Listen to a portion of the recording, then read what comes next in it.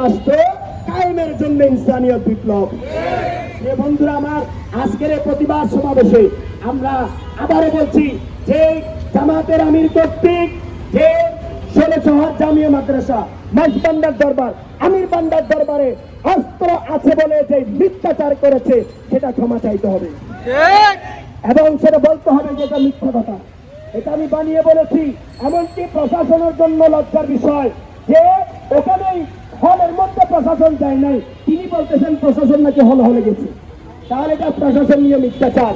তাই আমরা বলবো এই ধরনের মিথ্যাচার করে মানুষের কণ্ঠরুদ্ধ করার কোন সুযোগ, জোর জুলুম করে কখনো ক্ষমতায় টিকে থাকা যায় না।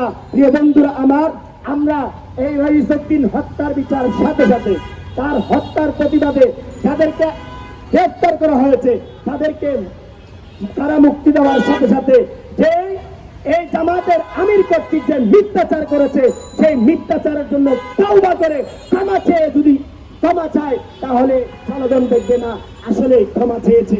কিন্তু যদি চাওয়া না হয় এই মিথ্যাচারের প্রতিবাদ জনগণকে নিয়ে আমরা করব।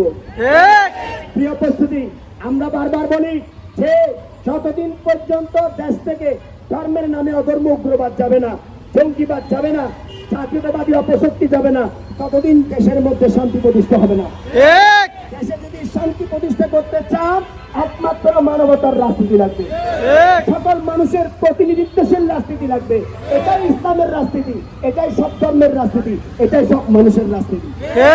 এখন ইসলামের রাজনীতির নামে যেগুলো আছে সেগুলো ইসলামের নামে অধর্ম উগ্রবাদী ভণ্ড ভুয়া এগুলো ইসলামের রাজনীতি নয়, ব্যক্তিগত মতবাদকে ইসলামের নামে চালিয়ে দেওয়ার অপরাজনীতি। আসুন আমরা ভাই বোন মানুষ হিসেবে সকলে ঐক্যবদ্ধ হয়ে মানবতার সমাজ রাষ্ট্র বিশ্ব প্রতিষ্ঠায় আল্লামা ইমাম হায়াতের নেতৃত্বে ইনসানিয়ত বিপ্লবে ঐক্যবদ্ধ হয়ে আগামী সংসদ নির্বাচনে ইনসানিয়ত বিপ্লবকে জয়যুক্ত করে সব মানুষের রাষ্ট্র গঠন করি, তবে সব মানুষের মুক্তি সম্ভব। ধন্যবাদ। Fashion brand money art, men's, ladies and kids wear art. Be smart.